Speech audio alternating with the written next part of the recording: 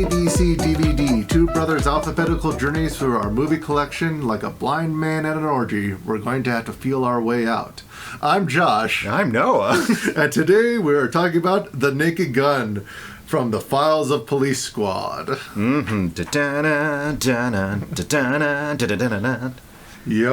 The 1988 spoof movie, I guess, would be of cop shows like Dragnet. Get Smart, which I guess is also a spoof. That's a spoof of spy movies, but like Dragnet.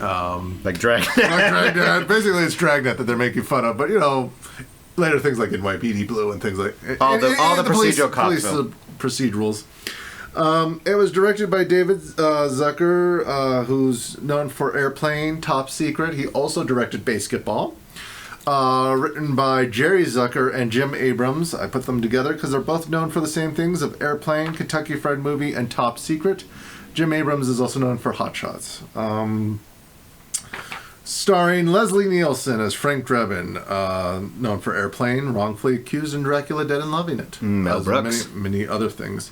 Priscilla Presley plays Jane Spencer, known for the Naked Gun trilogy, and was a regular on the TV show Dallas. Presley, that sounds familiar. It's like she married a famous singer. I don't know. Have you heard of this Elvis Presley? Elvis Presley. I saw Baz Luhrmann, so I know everything about that. I mean, that was 100% accurate.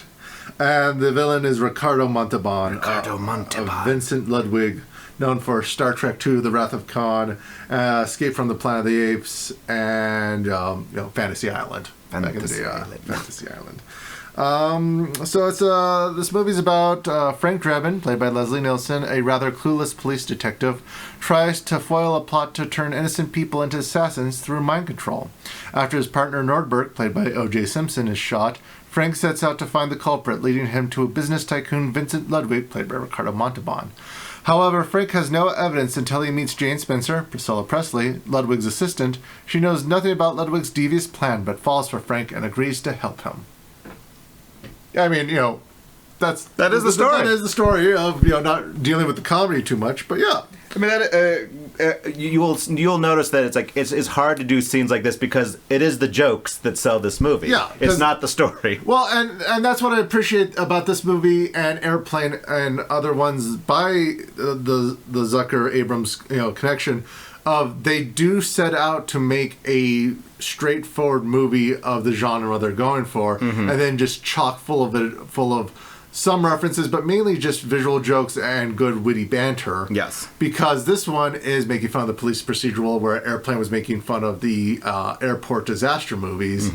Whereas later on, spoof films became just, hey, what's the current pop culture reference? It doesn't matter if it fits in this movie. We're just going to make it. Yeah, just throw it up on screen and see what sticks. So, yeah, we got a genuine, I guess, not mystery, but a crime to solve and a person to foil. Just so happens that it's hilarious while we do it. So we start off with what is probably the non sequitur of this movie of the enemies of the USA all meeting together to talk about how they brought it down, and this is like a reference to Spectre and James Bond. And to put it into context for those who need a history lesson, the enemies are Fidel Castro of Cuba, Muammar Gaddafi of Libya, Yasser Arafat of the PLO, the Ayatollah Khomeini of Iran, Idi Amin of Uganda, and Mikhail Gorbachev of the Soviet Union. All of them are dead now. Yeah, and I have to say, rubbing off Gorbachev's birthmark was hilarious to me, even as a child who didn't really know who Gorbachev was at the time.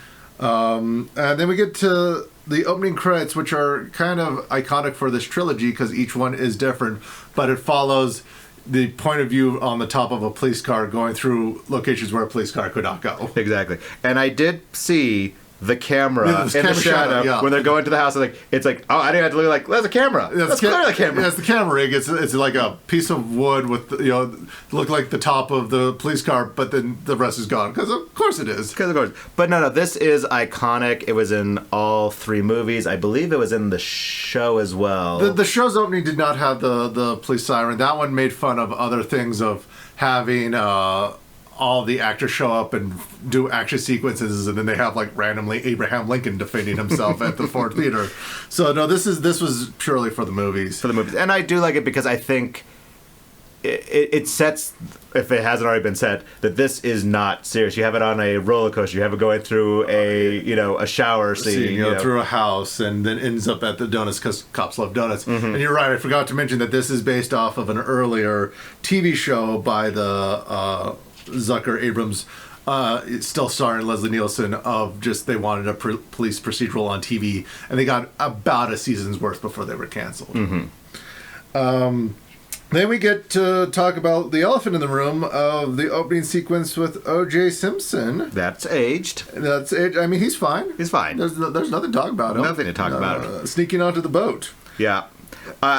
The one line that just still makes me laugh is he bursts through the door. they are obviously all ready for him. He comes in and says, cops, throw your guns down. And one guy does it, and they all just look at him like, really? And then he picks it back up. Then we go to the landing at the airport with the return of Frank Drebin to Los Angeles, and we get introduced to George Kennedy as Ed Hawken, Ed. He's in this movie because the studio wanted an Oscar-worthy actor in it, and and George Kennedy actually campaigned to be in this movie because if you've seen Airplane, they're making fun of Airport 77. He's in Airport 77, and he was very sad that he did not get to spoof his character in the Airplane movie, so he was very happy to be in these movies. Well, and I think it also shows that, Leslie Nielsen, before becoming the slapstick character that we know, was a very serious actor on soap operas. I mean, he was even like bit parts in serious movies like, what's that one where the boat turns over? The Poseidon Adventure. He's the captain on the Poseidon Adventure. He's not in it for long, but he's there. But no, he was it is fun to see these quotey figures, serious actors, doing great comedy because they don't have to be zany or something. They have to do it straight. And the humor comes from them just delivering this silly dialogue of Norberg, the doctors give him a 50% chance of surviving, but there's only a 10% chance of that. No, and I think what these comedies do different than a Not Another Teen Movie is there are smart lines that it takes you a second to get the joke, and they're already moving on because they're not going to wait for you. They're not going to look at the screen and be like, did you get it? Yeah. Did you get that reference? Yep. We also get a cameo by Weird Al because he's a friend of them, and he's in he's in all the trilogy and also their other movies as some sort of cameo. He's their good luck charm. Hey, that's okay. We like Weird Al. We do. We get the iconic "Everything Reminds Me of Her," and you get the nuclear power plant turbines. Yeah, the boo buildings. I cannot drive by a boo building and not think of this line because I am a child. And then we get the running gag of this movie of they cannot park or take off in their car without destroying something else. Yeah, hitting something, knocking something over, destroying everything. Yeah, it just works. And then we get the MacGuffin, I guess, or the time frame of the Queen of England is coming to visit and needs security, and everyone's on high alert because of it. Yes, no, the police have been tasked with it. You get a very fun scene where there's a press conference and his mic is still on. It's and you know what? That pee joke still works. 30 some odd years later, I'm no, that's funny. A hot mic of him going to the bathroom and farting, I giggle every time. But Frank is given 24 hours to clear his partner's name because they all think he's a dirty cop. Yeah. And he's on the case. I have to say that a joke that I didn't get as a kid that works now is the bribe joke where he's handing him 20s. It's no, now you give me some 20s. Yeah. Do you have change? Can you spot me? Yeah, and I tracked it that Frank actually comes ahead $20 richer with a $20 IOU from the guy that he was trying to get information from. And I also say this is one of my a lot of cartoons and other zany comedy cop shows have made fun of the chalk outline. Yes. That police don't actually do, but it being in the water is probably still my favorite. It is cute because it's just floating out there. Yeah. And I do like when we transition to Frank meeting Ricardo Montalban. Who I heard wanted to hire after seeing Star Trek 2 because they loved him so much in that. And so I was like, we'll have him be a villain in this. But we get the typical bad guy, good guy exposition of them talking to each other, playing off each other, because we know Frank doesn't know he's the bad guy yet. Yeah. But I love, during this entire exposition dump, you're not really paying attention because there's a zany slapstick going on in the background. Yeah, he's trying to get the fish tank, get the pin out of the fish tank, and you do not listen to... And it's not like it's muted and you don't hear. It's like, you just don't care, because... Yeah. Like most of the exposition in these shows, it really doesn't matter. He's the bad guy. It doesn't matter what he's talking about. Yeah. And then a joke that I did not get as a kid was the other villain that comes back, I think, in the third movie, of Mr. Papschmear. Mm-hmm. Yep. It's like, oh, that's his name. That's his name. But it's like, no, there are jokes for kids, there are jokes for adults. Yeah. I think the one that we laughed at as kids because it's just funny, but it's definitely a deeper hitting meaning, is the nice beaver. Yes. Because as a kid, you're like, oh, he handed her a beaver. That's just so random and odd. But as an adult, you're like, well, we got that joke. Yeah. We get the idea from Ricardo Montalban is that he's going to use an assassin to kill the queen, and the best assassin is one that doesn't know, so he's going to use mind control. Again, don't know if this is a reference to Star Trek 2 with the earworms, but it could be. But the person they tested on is the Ricardo Montalban's secretary. Now, this is Dominique. This is the Zucker's mother. They put her in all their movies. I thought she looked familiar from Airplane. Yeah, she's the makeup she's the makeup lady. She goes. I think she dies shortly after like Rat Race. Okay, she's in that too. They put her in all their movies, and I do appreciate you gotta put running Easter egg gag like that. Yes, so that's why I want to point that one out. They tried to assassinate O.J. Simpson. And and you get the doctor chase with the teen driver. Yes, which is fun because teen driver still exists, and I have to laugh at the scene where you have the very calm instructor say, "Now extend your hand out. Now lift your middle finger." Yep, and because I want to add some movie making stuff in here, this was actually some very impressive reverse filming that you don't always catch of. To do these stunts safely, they filmed it in reverse, where actually it's the car chasing a reversing truck instead of the other way around. It's like, and it's very hard to notice because they made sure to avoid any of the telltale signs of like smoke going the wrong way or fire. But I just love that a lot of the stunts in here are either very impressive that they got a good wig on a Leslie Nielsen lookalike, or very stupid that it's a blow-up doll. I mean, well, yeah, there is a scene later on where Leslie Nielsen is flipping around his apartment. You obviously know it's not, but that's part of the joke too. Is like you realize, no, Leslie Nielsen is not that nimble. But it's not like I keep mentioning Star Trek. It's not like I can pause the film and say that's not his face. They did a good job of hiding it. I mean, yes, it's not him, but it's like they didn't half-ass it either. No, they didn't. You get a scene that's very reminiscent of any noir where he's walking through the town talking to himself, and there's a hopscotch moment. And I kind of want to talk about that real quick, only because I have seen social experiments in like New York City and other where they put a hopscotch drawing on a busy thing. And there is often not more people who will just randomly hopscotch down it when they think no one's looking. Yeah. And so I was like, I thought that was kind of funny. It's like that. No, he's walking. He hopscotches. He keeps walking. It's like, no, that's kind of true to human nature. He ends up where the sidewalk ends. Exactly. Yeah. Yep. But then we're back at his apartment where we get the flipping around and the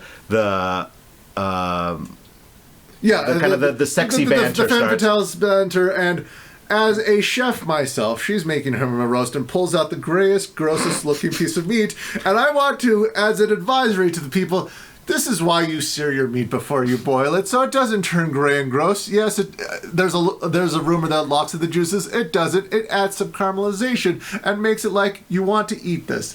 Don't do what Priscilla Presley has done. Please, I'm begging you. But I do like the banter when she's sucking on his finger. He's like, I've got 9 more of those. It's like just like, ooh, that's dirty, and I feel disgusted.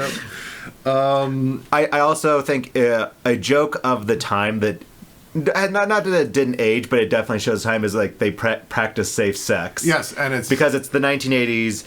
The AIDS pandemic is ramping up. There is this more push to talk about safe sex. They have full body condoms on. Well, and I remember this being used as a joke of going out during the pandemic of I want the full body condom to feel safe. Exactly. So I was like, it's got a new spin on it, but it is still kind of relevant. And we also get something that does not exist anymore is a music video break. I know that the logo with like the music information. Like, this is something that I think is funny. Yes. But it doesn't exist in this time. MTV, VH1, all those don't actually show music videos. That's on YouTube or on. And they don't have that little thing in the corner that says like, yeah. And I love that. I love this montage beyond the end of it. Yes. Is this supposed to be? Oh, this is them getting together. This is so many dates. They're doing. No, this is one day. One day. One day. They got tattoos. They clotheslined another couple. Mm-hmm. It is that great humor of playing with the expectations of other films and just saying, no, this is ridiculous. Yeah. And we're going to point it out.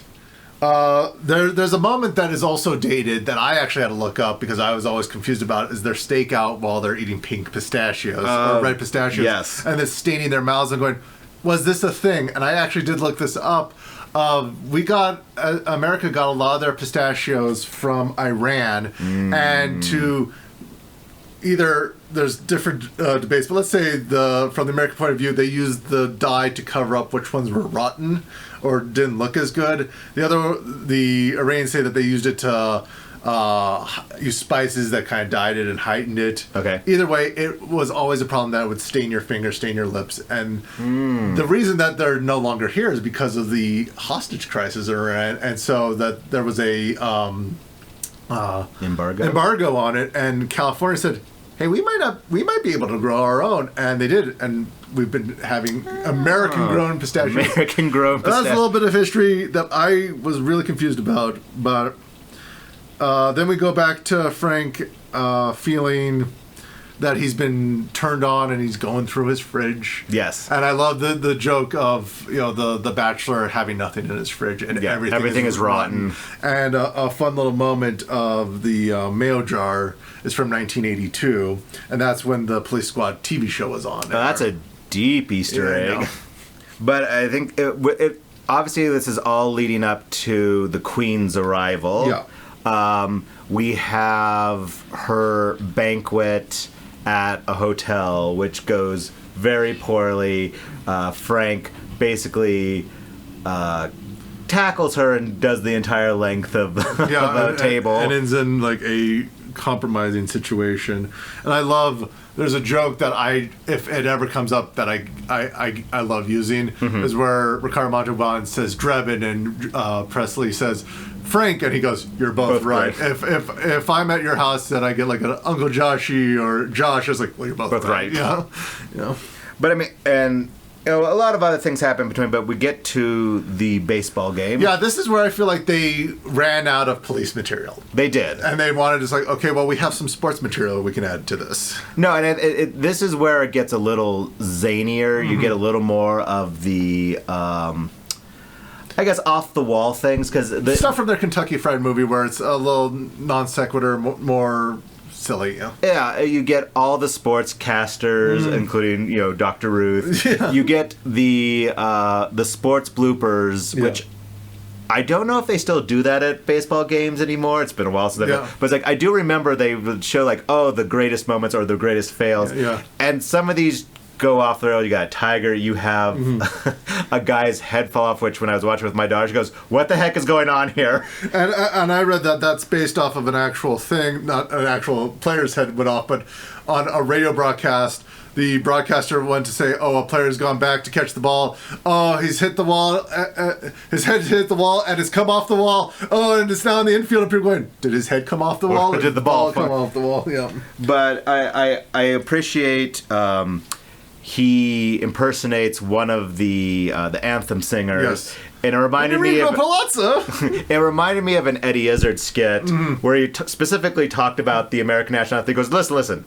As long as you start strong and you end strong, nobody cares what happens in the middle. As long as you're like showing confidence. Roseanne Barr would probably disagree, which is also a very old reference, but she did not do a well job and has never lived that one down.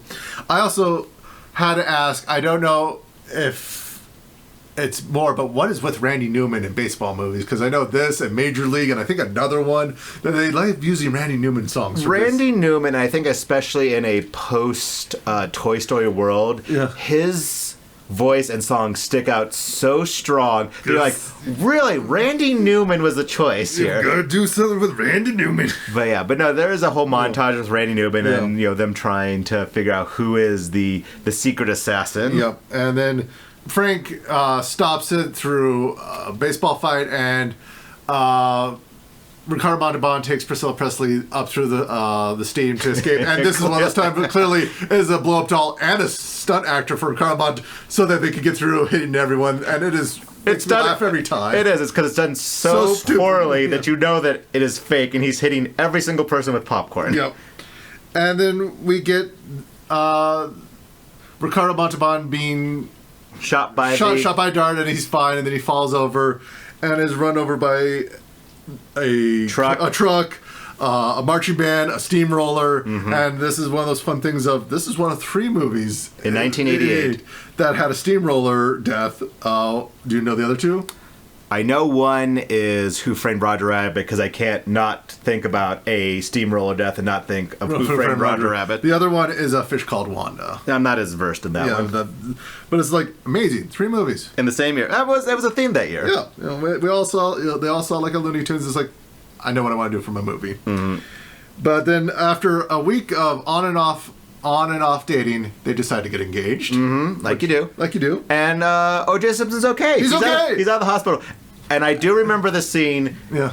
It's hilarious because he rolls down the stairs and he launched off, and you can still see the launching material smoking as him going. But it's like, it is a perfect way to end a movie of like, everyone deserves a friend like you, Frank. Yep.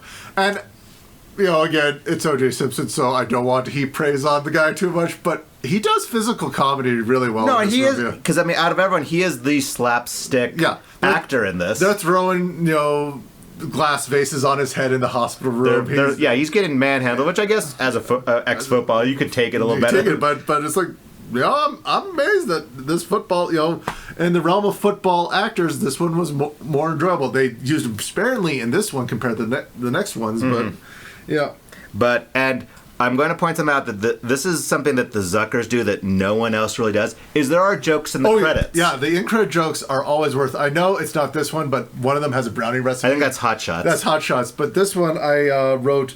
one that's really easy to miss is like they have the actor for Thug number 1, and then it's followed immediately by Thug 27. It's like, wait, where are the other 26? Well, yeah, because there's a lot of the one-liner actors are just their lines. I appreciate that. And then I like, in case of tornado, go to the southwest corner of the basement. And it's like, and I don't know if it's a joke or if it's real, but it says Mr. Weiss's divorce attorney. And I'm like, Did you have to put it in there because he came on set, or is that a joke? Yeah, I know. That's the great thing about these. So, normally you could leave the credits, but in this one, followed along. Yeah, if you ever watch a Zucker film, stay till the end, read all the things, because they do put, one-liner jokes in their credits. Yeah. And I still think this holds up, even though some of the jokes are dated. Some of the... there's not a lot of references to the 80s that are a problem. This is a references to Dragnet and other police procedurals, and since those still exist, I think this works perfectly. This still works as a fun story. And I don't think there's any jokes where you go, ooh, that doesn't age well. Like, no, very much like, I'm going to put way in the back, like a Marx Brothers film is like, no, it doesn't rely on the time period to know all the jokes. Some of them do rely, like, some of the... very specific references like we talked about, but most of the jokes are based off the lines, and the lines still are funny. Yeah. And it's a shame because we've mentioned like Not Another Teen Movie or Scream and how those don't work, and when I saw that the Zuckers were going to do one, I thought it was going to elevate those movies, and no, they fell into the same, I don't know if they were told to do the pop culture references or not, but we haven't really gotten a good spoof movie like this since I think the Hot Shots movies. I mean, that's in the early 90s. The closest I can get, and it's not a spoof movie, it's just a referential movie that's really fun, is the cop movie Hot Fuzz. Yeah, or Shaun of the Dead. Those movies which are referencing all the movies, but have their own story. Yeah. And can be funny, but also are a But they story. don't have the same flavor as these, where these are clearly comedies. Comedies and spoofs, but it is the shame that these don't exist anymore. They died out in the mid-'90s because the Not Another Teen movies, they rely on a flash-in-the-pan moment of, know all the movies they're referencing, which some of these movies weren't good, and so you don't get the jokes later on. Well, and it's not just referencing the movie, it's referencing, remember that YouTube sensation or that random political thing that has nothing to do with the story. We're just going to throw it in there. Yeah. And have people say, "What's up?" because of Bud Light commercial. It's like, that's not in this. That's not. Yeah, and if you're watching this 20, 30 years later, it's like, I don't... Yeah, the shelf life is dead. It's dead, and I think that is a shame because these movies are hilarious when they're done right, but when they're just referential, they don't live. Yeah. So I hope you enjoyed watching this. I know you the listeners didn't know this, but we had a little break for summer vacations and stuff. I didn't get to go anywhere, but you went on some places. I'm not entirely certain where you went because you went here, you went there. I just was at home going, "Oh brother, where art thou?" Well, a long journey for that one. Yep, I did. It's like an Odyssey I went on. Odyssey. And an Iliad. So please join us next week for the Coen Brothers, "Oh Brother, Where Art Thou?" Our first Coen Brothers. Yeah, I quite enjoyed that one, and I hope you watched Naked Gun. If not, please watch it. It's hilarious. And we'll see you next time. Bye!